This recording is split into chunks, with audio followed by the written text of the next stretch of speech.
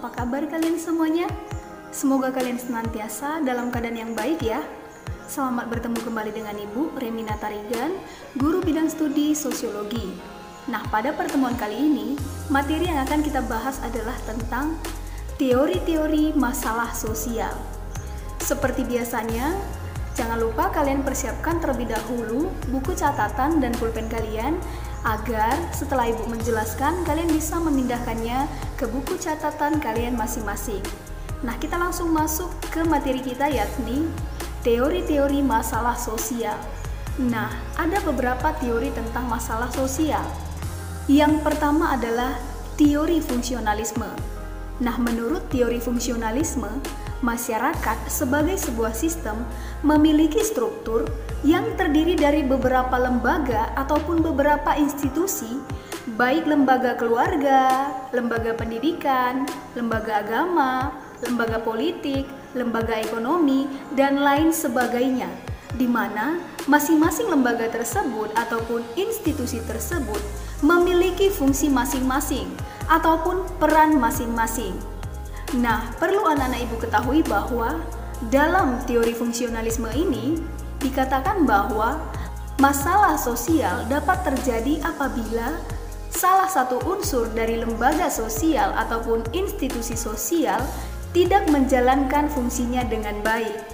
Contohnya adalah lembaga keluarga, di mana kita ketahui bahwa yang namanya lembaga keluarga tentunya memiliki struktur sosial yang terdiri atas ayah, ibu, dan anak, di mana masing-masing ayah, ibu, dan anak tentunya memiliki fungsi ataupun peran masing-masing.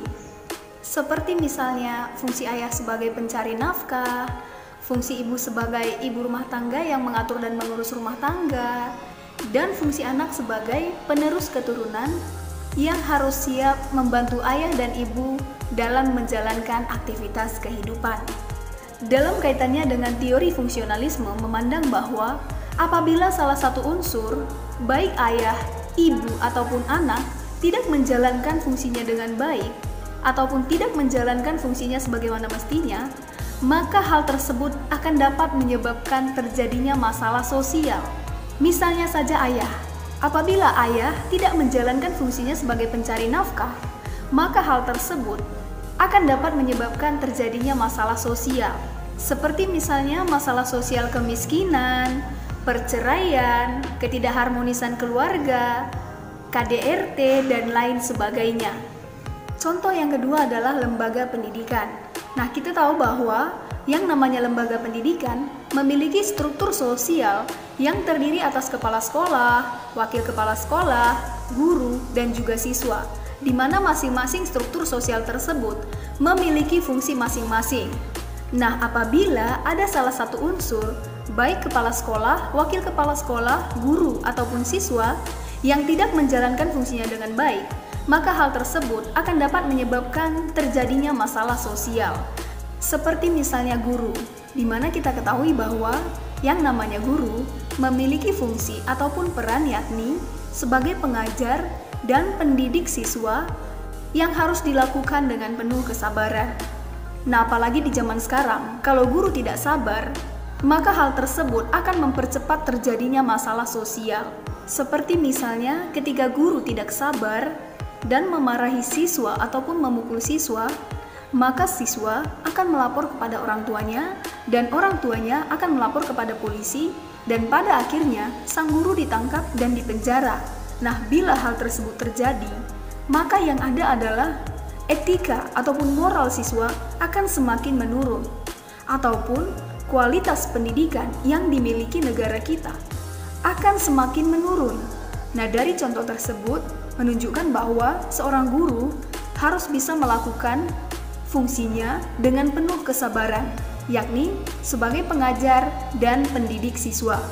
Dan hal tersebut berkaitan erat dengan teori fungsionalisme yang mengatakan bahwa apabila salah satu unsur dari lembaga pendidikan tersebut nantinya tidak mampu melaksanakan fungsinya dengan baik, maka hal tersebut akan dapat menyebabkan terjadinya masalah sosial.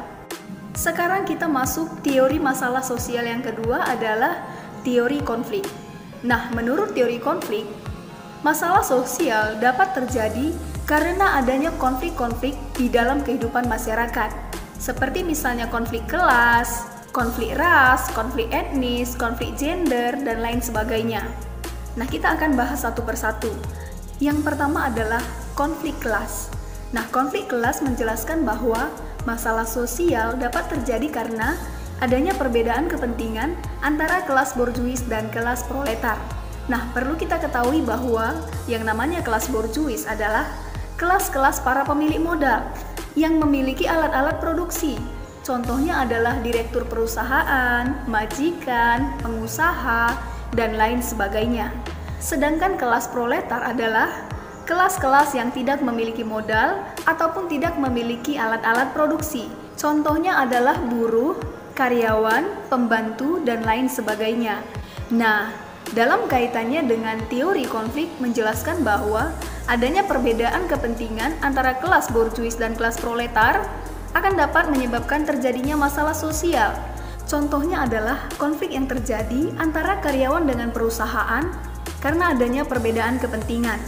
Nah, perbedaan kepentingan tersebut contohnya adalah perusahaan menuntut karyawan agar bekerja semaksimal mungkin, sementara karyawan menuntut kenaikan gaji kepada perusahaan karena perusahaan dianggap memberikan gaji yang tidak sesuai dengan beban kerja yang telah mereka lakukan.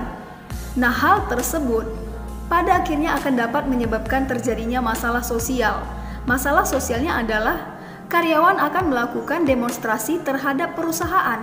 Nah, selain itu, bisa saja perusahaan akan melakukan pemutusan hubungan kerja ataupun PHK terhadap karyawan. Nah, seperti itulah yang dikatakan dengan konflik kelas yang dapat menyebabkan terjadinya masalah sosial. Sekarang yang kedua adalah konflik ras. Nah, konflik ras menjelaskan bahwa masalah sosial dapat terjadi karena adanya perbedaan kepentingan antara dua ras yang berbeda.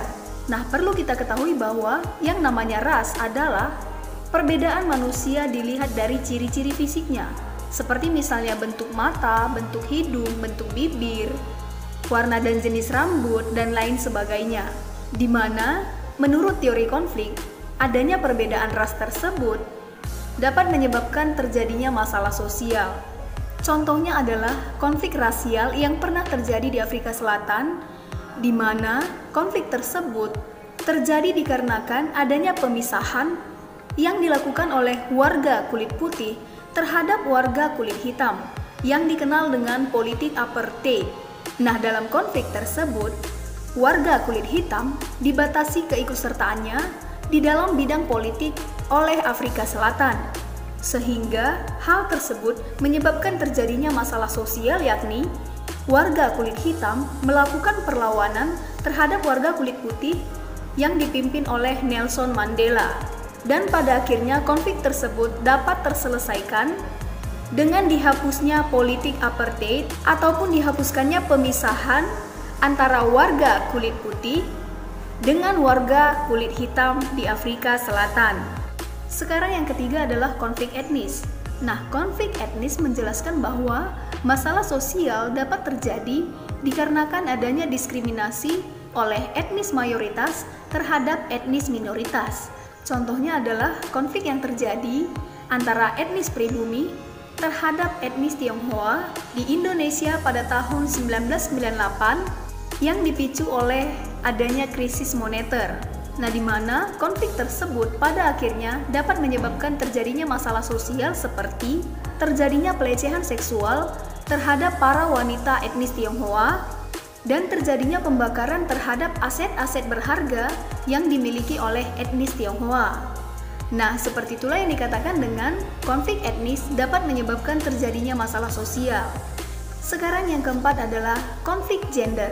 Nah, perlu kita ketahui bahwa yang namanya gender adalah perbedaan sifat dan tingkah laku sesuai dengan jenis kelamin.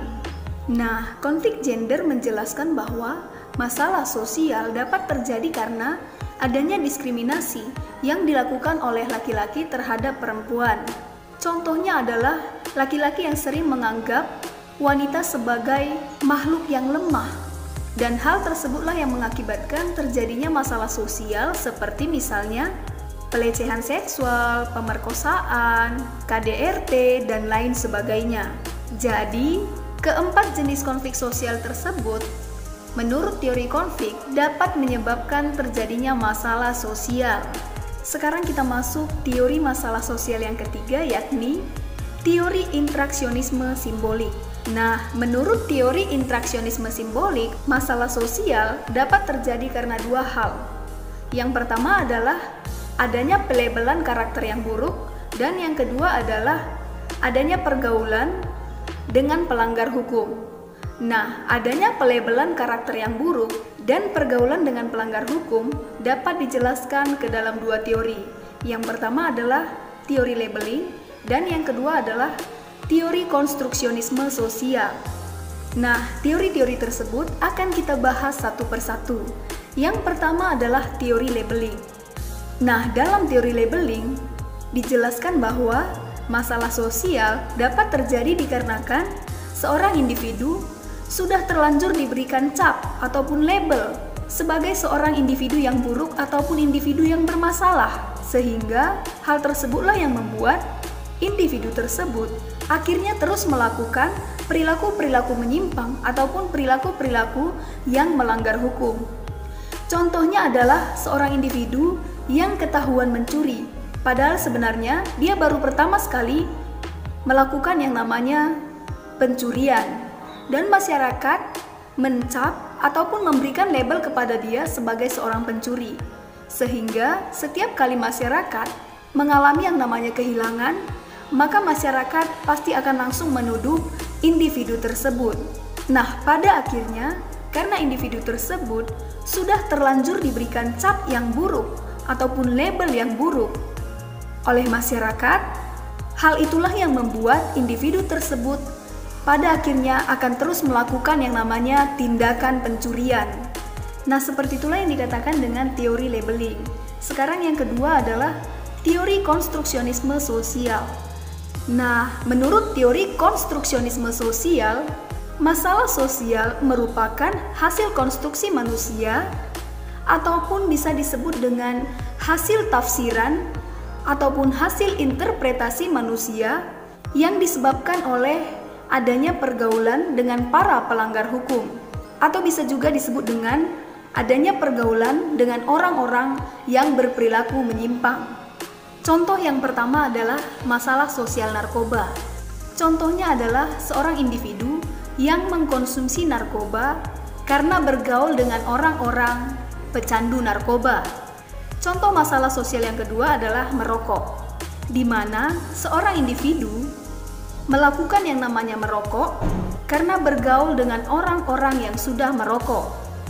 Nah, dari contoh tersebut menunjukkan bahwa adanya masalah sosial dapat terjadi dikarenakan adanya pergaulan dengan orang-orang yang melanggar hukum ataupun adanya pergaulan dengan orang-orang yang berperilaku menyimpang. Nah, seperti itulah teori-teori tentang masalah sosial.